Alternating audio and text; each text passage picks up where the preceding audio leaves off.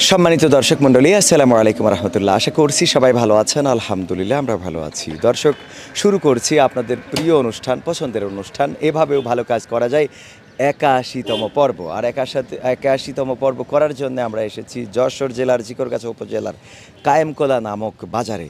আর আজকে আমরা উপহার যা নিয়ে এসেছি আপনারা দেখতে পাচ্ছেন, সবই ঈদের বাজার।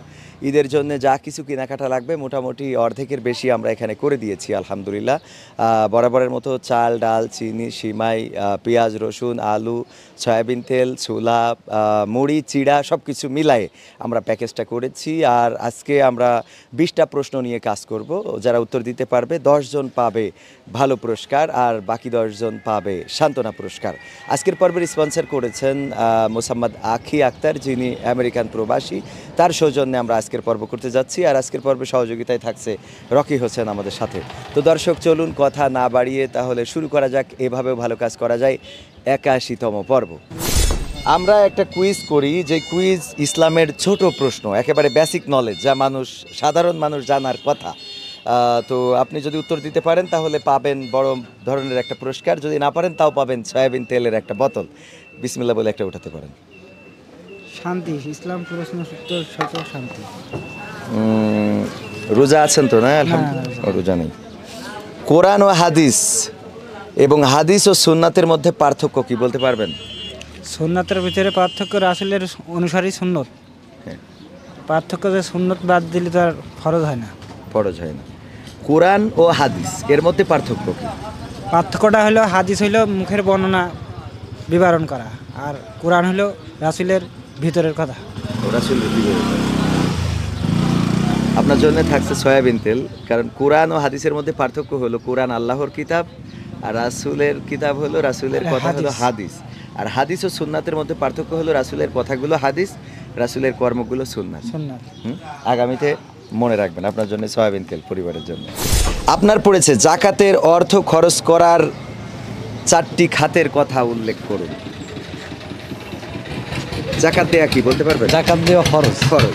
এই ফরজ অর্থটা 8টি খাতে দেয়া যায়। 8টি খাতে। 8টি খাতের মধ্যে 4টে খাতের কথা আপনাকে। সর্বপ্রথম জাকাত দেওয়ার অর্থ হচ্ছে ফরজ। আর জাকাত আপনার ধন সম্পত্তির যতটুকু পরিমাণ আছে তার মনে করেন 50% বা 4 ভাগের 1 ভাগ আপনার জাকাত প্রদান করা আল্লাহর তরফ থেকে, এটা ফরজ।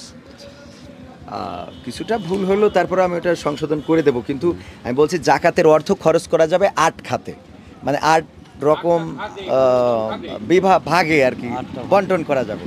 তো তার মধ্যে 4 রকম আপনার পড়েছে, যে 4 রকম খাতের কথা। আপনি 4টে না পারেন 3টে বললেও আপনাকে মনে করেন যে বড় বড় এতিমখানা আছে, কি অসহায় গরিব চলতে পারে না, তাদের মাঝে জাকাত প্রদান করা।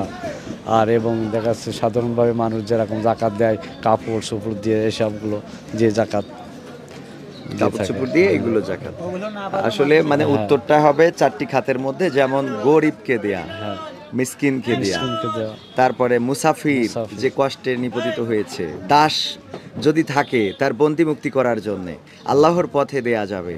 তারপরে যারা জাকাত আদায় করবে তাদেরকে দেয়া যাবে, অন্য ধর্মের লোকদেরকে ইসলাম ধর্মে আকৃষ্ট করার জন্য দেয়া যাবে। এই জাতীয় 8টা খাত আমি 5-6টা অলরেডি বলে দিয়েছি। আপনার বলা ছিল যে 4টে বলতে পারলে আমরা বড় পুরস্কার দেব, তো পারেননি, এই জন্য সয়াবিন তেল। পবিত্র কোরআনের সবচেয়ে সম্মানিত আয়াত কোনটি এবং তা কোন সূরায় বলতে পারবেন? না, সম্মানিত আয়াত কোনটা এটা কি বলা যাবে? তাও বলা যাবে না। আমি বলে দিই, সম্মানিত আয়াত হলো আয়াতুল কুরসি। এটা শোনেননি কোনোদিন?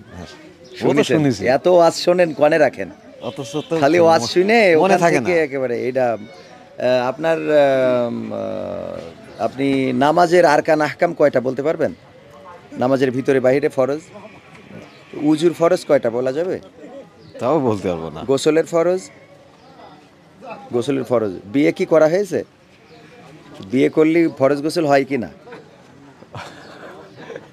ওটা বলতে পারবো না আমি। ও, তাও জানেন না? তাহলে মনে হয় বাচ্চা কাচ্চা সব হাওয়াই হয়ে গেছে।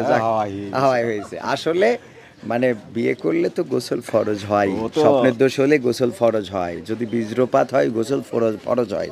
তো ফরজ গোসল করার জন্য কি করতে হবে? আপনাকে গড়গড়া সহ কুলি করতে হবে, নাকের নরম স্থান পর্যন্ত পানি পৌঁছাতে হবে, আর সমস্ত শরীর ভালো করে ধুইতে হবে। আপনার প্রশ্ন পড়েছিল যে পবিত্র কোরআনের সবচেয়ে সম্মানিত আয়াত কোনটি এবং তা কোন সূরায়। তো আপনি আসলে পারলেন না, আয়াতুল কুরসি, এটা সূরা বাকারাই। মনে থাকবে আগামীতে ইনশাআল্লাহ। সম্মানিত আয়াত কোনটি বলেন?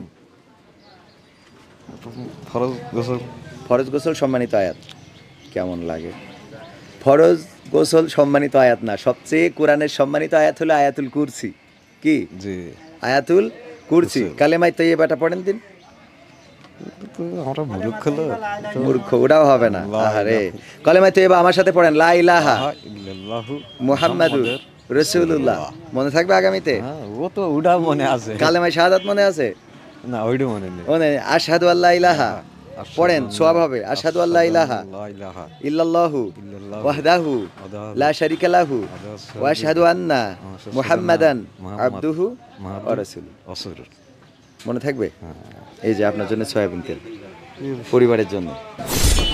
এখনো বড় পুরস্কার কেউ পায়নি, দেখা যাক আপনি পান কিনা। রোজা রেখেছেন আজকে? রোজা তো আলহামদুলিল্লাহ আছে। আলহামদুলিল্লাহ, তার মানে মনে হচ্ছে যে আপনি পারবেন সব করে সবকটা। নামাজ তো নিয়মিত পড়েন? 5 ওয়াক্ত পড়ি আল্লাহর আলহামদুলিল্লাহ। বদরের যুদ্ধ অনুষ্ঠিত হয়েছিল কত হিজরির কত রমজানে? আপনি কত হিজরির অথবা কত রমজানে, এটা যে কোনো একটা বলতে পারলেই আপনাকে পুরস্কার দেব। কত হিজরি মানে মানে হিজরি সালের কত সালে? আমি ওটা বলতে পারবো ওটা বলতে পারবেন না। কত রমজানে, এটা যদি বলতে পারেন। না, তা মসজিদে অনেক সময় আলোচনা হয়। না, তো ওটা আমি বলতে পারবো না। বলতে পারবেন না। আজকে রোজা কত? আজকে আছে 19টে। 19টে রোজা। 17 রোজা হলো বদরের যুদ্ধের দিন। কত রোজা? 17 রমজান। কত হুজুররা বলে যে 17 রমজান বদর দিবস, এটা বলে না? বলে, কিন্তু খেয়াল নেই। খেয়াল নেই। আর দ্বিতীয় হিজরিতে আমরা আপনার জন্যও রাখছি সয়াবিন তেল, আপনার জন্য 1 বোতল, পরিবারের জন্য সয়াবিন তেল। আপনার পড়েছে নামাজের ভিতরের ফরজ কতটি ও কি কি? 17 ফরজ। 17 ফরজ নামাজের জি, ভিতরে জি। কি কি? উজু করা এবং আপনার নামাজ চার রাকাত ফরজ নামাজ পড়া, আর উজুর ভিতরে বাইরে দিয়ে 17 ফরজ। 17 ফরজ। ভুল হয়ে গেল। নামাজের ভিতরের ফরজ হলো মাত্র 6টি। 6টি। কয়টি? 6টি। 6টি। তাকবীরে তাহরিমা বলা, তাকবীরে কিয়াম করা কিয়াম করা, মানে দাঁড়ানো, দাঁড়ানো, কিরাত পড়া, কিরাত পড়া, রুকু করা, রুকু করা, সিজদা করা, সিজদা। শেষ বৈঠকের মাধ্যমে সালাত শেষ করা। আচ্ছা, মনে থাকবে? ইনশাআল্লাহ। নামাজের ভিতরে তাহলে ফরজ কয়টি? 6টি। 6টি। আজকে 6টি। আজকে মুখস্থ করে দিলাম। ইনশাআল্লাহ। আপনার আমি একটু সহযোগিতা করা যায় কিনা দেখি। আপনি এবার এই প্রশ্নটার উত্তর দিতে পারলে আপনার বড় 1 প্যাকেট পুরস্কার দেব।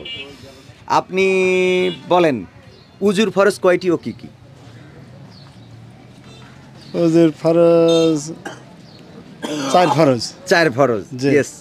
কি কি বলতে পারবেন?